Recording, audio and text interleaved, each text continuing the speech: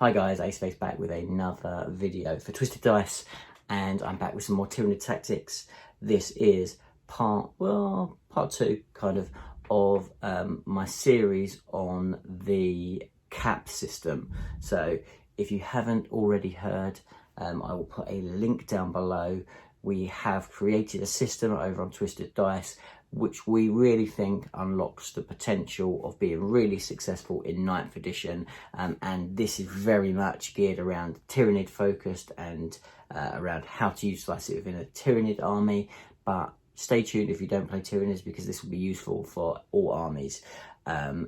Before we get started, thank you very much for everybody that's clicked on this video and everybody that's recently subscribed to the channel. We've had a huge, massive influx of new subscribers and we're absolutely chuffed a bit. So you guys are amazing. Thank you very much. And if you haven't already, do hit that subscribe button and the big thumbs up. It helps us out tons. Loads of other cool ways to follow us as well. All the details are below, and get involved. But anyway, let's jump into this video. So in the first video, we talked about the principle in the whole and exactly what the cap system means.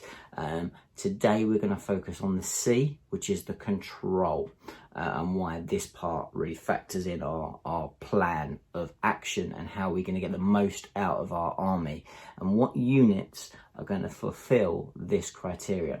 So the control element of the cap system is all about having units that are going to, exactly the clues in the name, is to control the objectives, and these are the units that really are going to be in the middle of the board potentially, and more often than not they're going to try and get you your points. These are not the units that are necessarily going to be getting in your opponent's face, and they're not necessarily the units that are going to be either counter assaulting or taking out other key targets. These are the units that they're not taken just for attacks. These have a really valuable use in your army, which is controlling objectives and making sure that you get those key points to win the game. So what kind of units work well for Tyranids in this particular position? Now, I had some comments in the last one around Tyranids being resilient, more resilient than I gave them credit. And to be fair, there are some units, so thank you very much for pointing that to my attention. But on the whole, Tyranids aren't the most resilient of armies. We don't have those units like kind of Terminators and Primaris Marines, which are pretty resilient themselves, and Death Guard and Custodies and all these type of armies and units that are very good at getting on the middle and just not dying. We don't necessarily have that type of unit in particular, but what we do have is we have bodies and we do have movement, and those two things will really help us out be successful within the control factor. So let's talk about a few units that you can use really effectively with this. So the first one is your humble Termagant, and yes, you guessed it, this is where the Termagant carpet comes from. Now, this is no good taking a unit of 10. This is no good really taking a unit of 20 unless you're going to take multiples. You want to be taking 30, 60, 90 Termagants, and then what you're going to do with these guys is you're going to push them into the middle of the board as quickly and as effectively as possible. You will not be able to do that alone without the rest of the cap system functioning correctly, which is why we'll talk about them in the other videos. But the Termagants, that's their job. Their role is to get to the middle of the board, to take as much space as they possibly can, and to do it in numbers. They're going to need that synapse support to make sure they do not go down and just start running away. And also, if you're going to do it this way, I would advise a couple of things. One, catalyst on the most important unit, because you want to give these guys the biggest chance to survive. And then two, you're either taking these in Leviathan or in Jormungandr, whichever one floats your boat and works best for you. Leviathan on the whole will be your better bet, but Jormungandr can come in clutch quite a lot of the time. So there's two things to consider if you're going to go big carpet of Termagants. Hormagaunts can do this as well. Obviously, they have the ability of being quicker, so they're going to get to the middle of the board, but they generally Termagant tends to be a better bet, because for point it does that job better, and it has that gun, so it can also do a little bit of shooting, and there's ways to buff that shooting to make it a little bit more effective. So the first option for that control is you use your Termagant. Second option is Rippers. I actually think Rippers point are better. A big juicy unit of Rippers actually tends to be more wounds for them to get through within a smaller bracket. It also gives you slightly more flexibility, because it can deep strike in as well if you need it to. It can, and now with the new rules with Swarm, it's pretty much just as effective as getting around the board.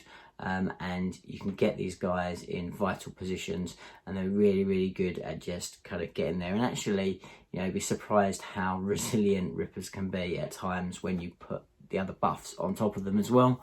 So I really like Rippers, and I think point for point I prefer them and go down that route, but you're going to use them for the same task. And the thing that's good with the Rippers over the Termagants is because you can take that small little unit of 3. If you want to try and control an objective that's not close to your deployment zone and you want to deep strike these guys down, they're very effective for that as well, and can provide that control factor within areas that are not necessarily the middle of the board, where potentially the Termagants would be stronger.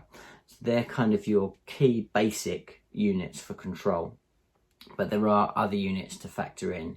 Now, the 2 units that I want to cover, including those, is I want to include the Zoanthrope, and someone very much pointed it out in the last video, and you're 100% right. For a control unit, the Zoanthropes are amazing because they are so resilient. They have that 3-up invuln, they have multiple wounds, they're not toughness 3, they're toughness 4, and they can also do a little bit of damage as well. They're synapse, and when you have a 3-up and potentially a 6-up, or you put the catalyst on these guys, they are incredibly difficult for anyone to shift, and will provide that unit where they can get to the middle of the board and they can really hold that objective, and it takes an awful lot of firepower to go into them to clear them, and that is then going to help the support of the rest of your army. So as a central middle unit to come up, a unit of 5-6 Zoanthropes can be incredibly strong within that control area of your army.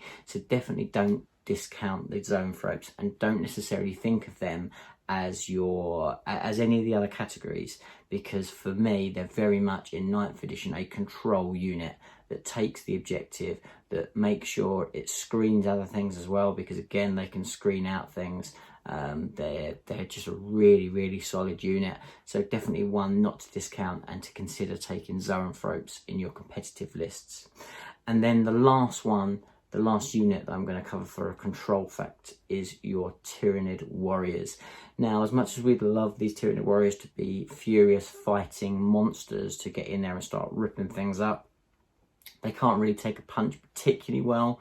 But what you can do is you can make these guys quite resilient from shooting. You can make these guys, you can stack the buffs on them, give them the ignore -1 and 2 AP. You can then use stratagems to reduce damage. And obviously, again, quite a lot of wounds. You've got Leviathan on them, so you give them a 6-up for no pain, or you make sure they've got Jormungandr and then they've got a 3-up save. You've also got the secondary upgrade that you can make them have an additional 1 in cover. Again, you stack that with Jormungandr, they've got that all the time, so that's pretty strong as well. So you can do a few things with warriors. They're also not useless in combat, they're pretty good. They've got decent weapons. You can give them the specialist weapons as well that are pretty strong, and point for point they're a really good unit now. I think having just a 4-up save does hurt them. I wish they had a 3-up save, and then they would be really good within that control feature.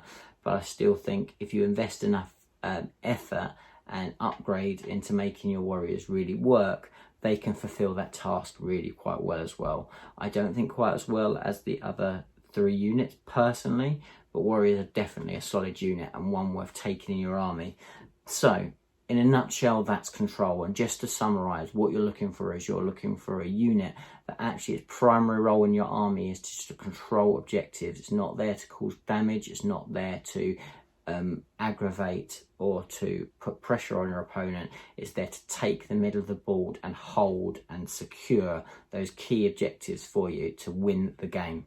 That's control. Come back for the next video when we'll talk about aggravate units. Hopefully you've enjoyed this video. Please do put your comments down below, and until the next one, I'll see you again soon. Bye for now.